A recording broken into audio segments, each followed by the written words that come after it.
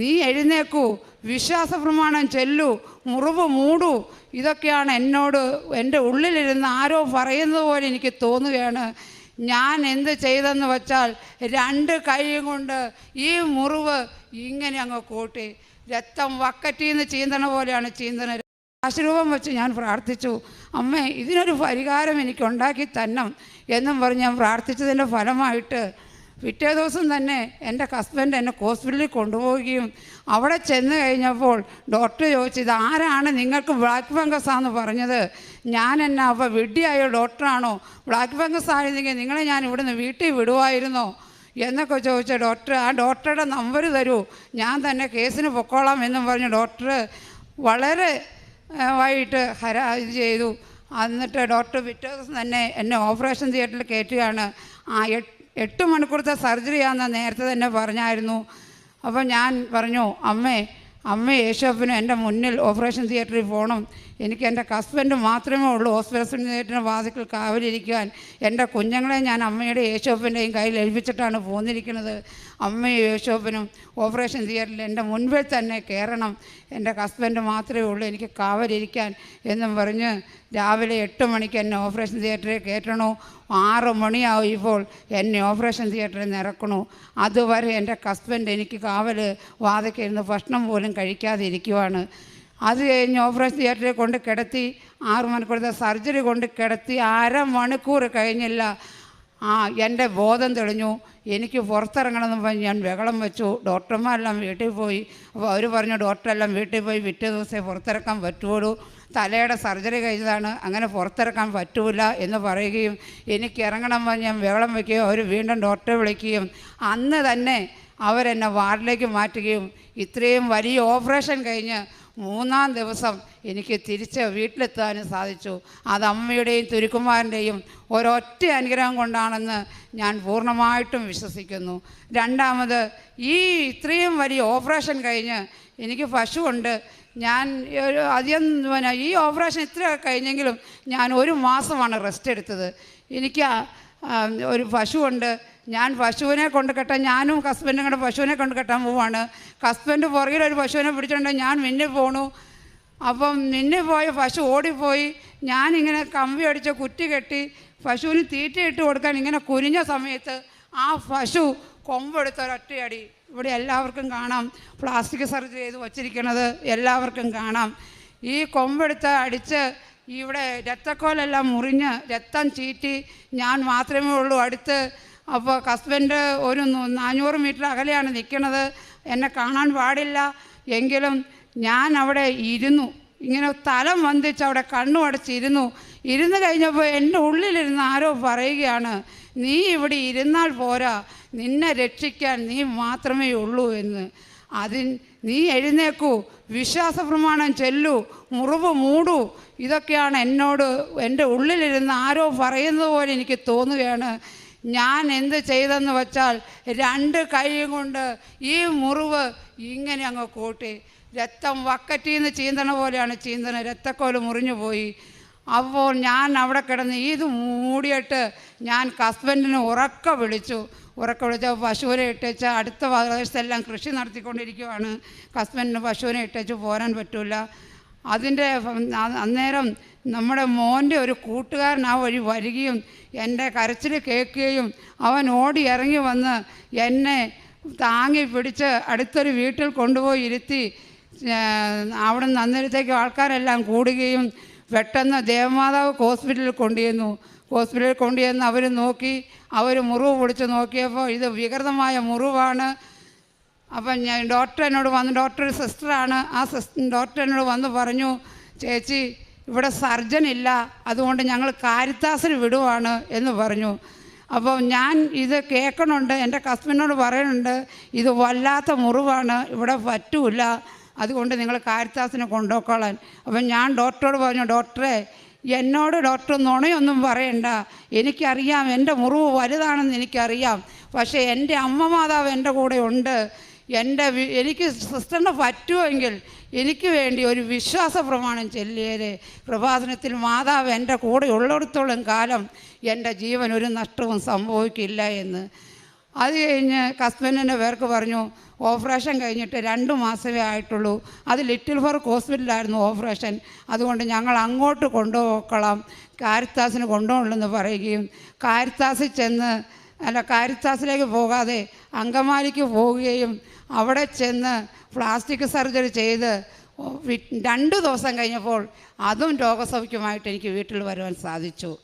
മൂന്നാമത് പറയുന്നത് എൻ്റെ മകന് വലിയൊരു അപകടം ഉണ്ടായി, അവനെ ഇതിൽ നിന്ന് രക്ഷിച്ചു. പിന്നെ 5-8 വർഷമായി എൻ്റെ ഹസ്ബൻഡിൻ്റെ വീതമായിട്ട് കിട്ടിയ ഓഹരി വിൽക്കാൻ തടസ്സങ്ങൾ നിന്ന അനിയന്മാരും ഒരനിയത്തി ഇവിടെ വന്ന് ഉടമ്പടി എടുത്തതാണ്. എങ്കിലും ആ അനിയത്തിയും ഒക്കെയും കൂടി ഞങ്ങൾക്ക് വേണ്ടി തടസ്സം നിൽക്കുകയും വിൽക്കാൻ സാധിക്കാതെ വരികയും ഞങ്ങൾക്ക് ഒത്തിരി കടബാധ്യതകളുണ്ടായിരുന്നു. ഞങ്ങൾക്ക് ഹോസ്പിറ്റൽ കേസുകളായിട്ടും അങ്ങനെയൊക്കെ ഒത്തിരി കടബാധ്യതകൾ വന്നിട്ടുണ്ടായിരുന്നു. മോക്കടെ വിവാഹം കഴിഞ്ഞു. അങ്ങനെയുള്ള കടബാധ്യതകൾ ഞങ്ങൾക്കുള്ള കാരണം ഞങ്ങൾക്ക് ആ പ്രോപ്പർട്ടി വിൽക്കാൻ നോക്കുകയും അത് വിൽക്കാൻ സാധിക്കാതെ ഞങ്ങളുടെ വീട് വിൽക്കാമെന്ന് ബോർഡ് എഴുതി വയ്ക്കുകയും വീട് വിൽക്കാൻ ആൾക്കാർ വന്ന് നോക്കുകയും ഒക്കെ ചെയ്തു. എങ്കിലും ഹസ്ബൻഡ് 45 ലക്ഷം ചോദിക്കും, വന്നവർ 40 പറയും, 41 പറയും, 42 പറയും. അന്നേരം അവിടെ നിന്ന് വിട്ടു പോകാൻ ഒരു താല്പര്യവുമില്ല. മോൻ പറയും, അച്ഛാ 45 ലക്ഷത്തിന് കൊടുക്കരുതച്ഛാ, ആ വീട് കൊടുക്കരുതച്ഛാ, അതിലും നമ്മുടെ പ്രോപ്പർട്ടി കൊടുക്കുക അച്ഛാ നമുക്കെന്ന് പറയും. എങ്കിലും അത് കൊടുക്കാൻ സാധിക്കുന്നില്ല. കൊടുക്കാൻ ഞാൻ അമ്മയുടെ ഉപ്പും കാശ് രൂപവും ഒക്കെ കൊണ്ട് അവിടെ ചെന്ന് പ്രാർത്ഥിക്കുകയും ഉപ്പ് സ്ഥലത്തേക്കടി ഇടുകയും ഒക്കെ ചെയ്തു. അത് കഴിഞ്ഞ് ആ സ്ഥലത്തിന് എഗ്രിമെൻ്റ് എഴുതാൻ സാധിച്ചു. എഗ്രിമെൻ്റ് എഴുതി പിറ്റേ ദിവസം എല്ലാവരും സന്തോഷപൂർവ്വം പോയി എഗ്രിമെൻ്റ് എഴുതി എല്ലാവരും അഡ്വാൻസ് പൈസ വീതിച്ചെടുത്തു, അനിയന്മാർക്കൊക്കെ കൊടുത്തു. അങ്ങനെ വീതിച്ചെടുത്ത് വീട്ടിൽ വരികയും പിറ്റേ ദിവസം ഇവിടെ വന്ന് ഉടമ്പടി എടുത്തെന്ന് പറഞ്ഞ സഹോദരി, അവൾ ഒരു പ്രാവശ്യം ഉടമ്പടി എടുത്തുള്ളൂ, പിന്നെ പുതുക്കാനൊന്നും വന്നിട്ടില്ല. അവൾ എന്നോട് വിളിച്ച് പറയുകയാണ്, ചേച്ചി ഞങ്ങളുടെ വില ലൈഫിൽ പണിതാണ്, അത് വിൽക്കാൻ സാധിക്കില്ല, അതുകൊണ്ട് ചേച്ചി ഞങ്ങൾ വിൽക്കാൻ സമ്മതിക്കില്ല. ഈ പ്രോപ്പർട്ടി എടുക്കാൻ വന്ന ആൾക്കാർക്ക് പ്രോപ്പർട്ടി എല്ലാം കൂടെ ഒന്നിച്ച് മതി, അവരത് എടുക്കില്ല, ഒന്നിച്ചല്ലാതെ അവരെടുക്കില്ല. അപ്പം ഞാൻ ചോദിച്ചു, മാതാവേ ഇനി കച്ചവടം തെറ്റി പോവുകയാണോ? ഞങ്ങൾക്ക് ഇനി ഒരു വഴിയില്ലല്ലോ മാതാവേ, ഇനി എന്താ ചെയ്യണേ? ഞങ്ങളുടെ വീട് തന്നെ വിൽക്കാനാണോ മാതാവിൻ്റെ ആഗ്രഹം, അതെയോ ഞങ്ങളുടെ പ്രോപ്പർട്ടി വിറ്റ് തരുവാണോ എന്ന് ചോദിച്ചു. അതിൻ്റെ ഫലമായി ഈ മേടിക്കാമെന്ന് പറഞ്ഞ ആൾക്കാർ അവർ പറയുകയാണ്, ചേട്ടാ ആ പ്രോപ്പർട്ടി ഒഴിച്ച് ബാക്കി ഒരു അനിയൻ്റെ വീതം കൂടി ഉണ്ട്, ആ അനിയൻ്റെ വീതം കൂടെ കൂട്ടി നിങ്ങളുടെ 2 പേരുടെയും കൂടെ വീതം ഞങ്ങൾ കച്ചവടമാക്കിക്കൊള്ളാമെന്ന്. അങ്ങനെ സമ്മതിച്ചു. അത് കഴിഞ്ഞ് അതുമായി അത് കഴിഞ്ഞപ്പോൾ പിറ്റേ ദിവസം ഈ ചേട്ടൻ്റെ ചിറ്റ എന്ന് പറയുന്ന ആൾ അവിടെ ചെന്ന് പരാതി പറയുകയാണ്. അവർ 2 ആൺമക്കളും മരിച്ചു പോയതാണ്. അവർ ചെന്ന് പരാതി പറയുകയാണ്, എന്നെ ഒന്നുമില്ലാതെ ഇറക്കി വിടുകയാണ്, അതുകൊണ്ട് എനിക്ക് എന്തെങ്കിലും വേണമെന്ന് പറഞ്ഞു. അപ്പോൾ ആ ചിറ്റയുടെ മകളാണ് ഒരാൾ ഈ സ്ഥലം ഞങ്ങളുടെ കൂടെ വിൽക്കാനിരിക്കുന്നത്. ആ പുള്ളിക്കാരത്തി 3 സെൻറ്റ് സ്ഥലം കൊടുക്കുകയും വീടിൻ്റെ ബാക്കി പണികൾ പൂർത്തിയായി കൊടുക്കുകയും ചെയ്ത് ഇന്ന് ആ പ്രോപ്പർട്ടി വിൽക്കാൻ സാധിച്ചു. ഇത്രയും വലിയ അനുഗ്രഹം തന്ന അമ്മയ്ക്കും തിരുക്കുമാരനും 1000 നന്ദി. ജപമാല 2 നേരവും ജപിക്കാൻ എനിക്ക് സാധിക്കുന്നുണ്ട്. ബൈബിൾ 1 മണിക്കൂർ നേരം ഞാൻ വായിക്കുന്നുണ്ട്. അതുപോലെ പ്രേക്ഷിത പ്രവർത്തനമായിട്ട് പത്രം ഞാൻ എല്ലായിടത്തും വിതരണം ചെയ്യുന്നുണ്ട്.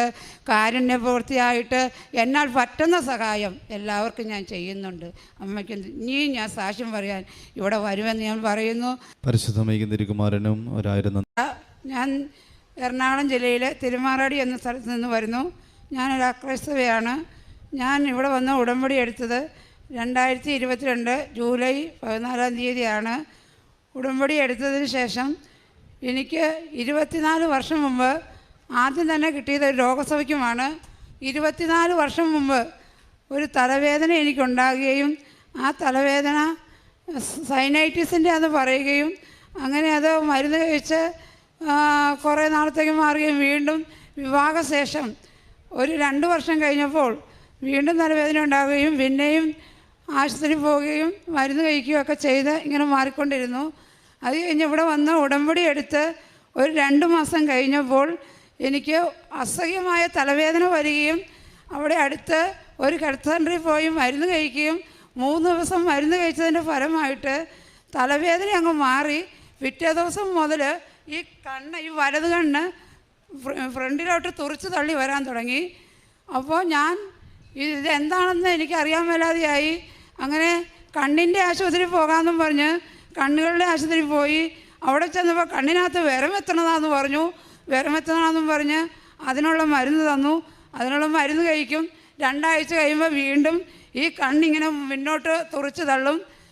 അതിനുശേഷം ഞാൻ അവിടെ ഈ മാതാവിൻ്റെ കാശ് കണ്ണിനകത്ത് വെച്ച് പ്രാർത്ഥിക്കുകയും എൻ്റെ മാതാവേ ഈ രോഗം എന്തെന്ന് എനിക്ക് കാണിച്ചു തരണമെന്ന് പറഞ്ഞ് ഞാൻ മുട്ടുമേൽ നിന്ന് പ്രാർത്ഥിക്കുകയും ഒക്കെ ചെയ്തതിൻ്റെ ഫലമായി അവിടെ റിട്ടയറായ ഒരു സർജൻ എന്നെ റിട്ടയറായ സർജൻ്റെ അടുത്ത് എൻ്റെ മോൻ എന്നെ കൊണ്ടുപോവുകയും അവിടെ ചെന്നപ്പോൾ അമ്മയ്ക്ക് ഒരു MRI സ്കാൻ എടുക്കണമെന്ന് പറയുകയും ഡോക്ടർ MRI സ്കാനിന് തൊടുപുഴ സെൻറ്റ് മേരീസ് ആശുപത്രിയിലേക്ക് എഴുതി തരികയും ചെയ്തു. അവിടെ ചെന്ന് MRI സ്കാൻ എടുത്തു കഴിഞ്ഞപ്പോൾ ഡോക്ടർ പറഞ്ഞു എത്രയും പെട്ടെന്ന് അമ്മേനെ അങ്കമാലി ലിറ്റിൽ ഫ്ലവർ ഹോസ്പിറ്റലിൽ എത്തിക്കണം. അമ്മയുടെ തലയ്ക്കകത്ത് കഫം എത്തിയിട്ട് ഇങ്ങനെ ഞരമ്പ് ദ്രവിക്കാറായിട്ടുണ്ട്. അതുകൊണ്ട് എത്രയും പെട്ടെന്ന് ഇങ്ങനെ ലിറ്റിൽ ഫ്ലവർ ഹോസ്പിറ്റലിൽ കൊണ്ടുപോകണമെന്ന് പറഞ്ഞു. അങ്ങനെ ലിറ്റിൽ ഫ്ലവർ ഹോസ്പിറ്റലിൽ കൊണ്ടുപോയി. അവിടെ ചെന്ന് CT സ്കാൻ എടുത്തു കഴിഞ്ഞപ്പോൾ ഇത് ഓപ്പറേഷൻ ചെയ്ത് വേണം, 6 മണിക്കൂറത്തെ സർജറിയാണ്, സർജറി ചെയ്ത് വേണം ഇത് നീക്കം ചെയ്യാനെന്ന് പറഞ്ഞു. അങ്ങനെ CT സ്കാൻ എടുത്ത് അപ്പോൾ എനിക്ക് ചുമയുണ്ടായിരുന്നു. ഒരാഴ്ച കഴിഞ്ഞ് ചുമ കഴിഞ്ഞ് വരാനും പറഞ്ഞ് ഞങ്ങളെ വീട്ടിലേക്ക് വിട്ടു. അപ്പോൾ ഞങ്ങളെ ആദ്യം കണ്ട ഡോക്ടർ തന്നെ പറഞ്ഞു ആ സ്കാനിൻ്റെ റിസൾട്ടൊക്കെ ഒന്ന് അയച്ചു തരാമോ എന്ന് ചോദിച്ചിരുന്നു. ആ സ്കാനിൻ്റെ റിസൾട്ട് അയച്ചു കൊടുത്തതിൻ്റെ ഫലമായിട്ട് ആ ഡോക്ടർ തന്നെ തിരുമാറാടി ഹെൽത്ത് സെൻ്ററിൽ നിന്ന് ഞങ്ങളെ വിളിച്ച് പറയുകയാണ് ചേച്ചി ആരുമായിട്ട് സമ്പർക്കം പുലർത്തരുത്, ചേച്ചി ആരുടെ അടുത്ത് പോകരുത്, ചേച്ചി വീട്ടിൽ പോലും ആരുമായിട്ടും മിണ്ടരുത്, ചേച്ചി ഒറ്റ മുറിയിൽ തന്നെ കഴിയണം എന്നൊക്കെ പറഞ്ഞ് എന്നെ ഭയപ്പെടുത്തുകയും ഞാനപ്പോൾ ചോദിച്ചു ഡോക്ടറെ ഞാനിങ്ങനെ എന്നെ ഓപ്പറേഷൻ ചെയ്യാമെന്ന് പറഞ്ഞിട്ടുണ്ട്, അതിനിപ്പോൾ എനിക്ക് കൃപാസനത്തിൽ ചെന്ന് അച്ഛൻ്റെ ബ്ലെസ്സിങ് മേടിക്കണം, ഞാനൊന്ന് പൊക്കോട്ടെ എന്ന് ചോദിച്ചു. അപ്പോൾ ഡോക്ടർ എന്നോട് പറഞ്ഞു പോകാൻ പാടില്ല, ആരുമായിട്ട് സമ്പർക്കം പുലർത്താൻ പാടില്ല, നിങ്ങൾക്ക് ബ്ലാക്ക് ഫംഗസ് എന്ന രോഗമാണ്, നിങ്ങൾ അത് ആരും എറണാകുളം ജില്ലയിൽ 3 പേരിൽ നിങ്ങളാണ് ഒരാൾ എന്നൊക്കെ പറഞ്ഞ് എന്നെ ഭയപ്പെടുത്തുകയൊക്കെ ചെയ്തു. ഞാൻ അന്നേരം പറഞ്ഞു മാതാവ് വേണമെങ്കിൽ അച്ഛനെ ഗൂഗിൾ മീറ്റിൽ കയറി കണ്ടോളാൻ പറഞ്ഞു. അപ്പം എനിക്ക് ഗൂഗിൾ മീറ്റ് സെർച്ച് ചെയ്യാനോ ഇതൊന്നും അറിയില്ല, എൻ്റെ കൊച്ചുങ്ങൾക്ക് സ്കൂളിൽ പോകാൻ വരാതെയായി, എൻ്റെ കൊച്ച് ട്യൂഷൻ എടുക്കുന്നുണ്ട്, കൊച്ചിൻ്റെ ട്യൂഷൻ പിള്ളേർ വരാതെയായി, അങ്ങനെ വളരെയധികം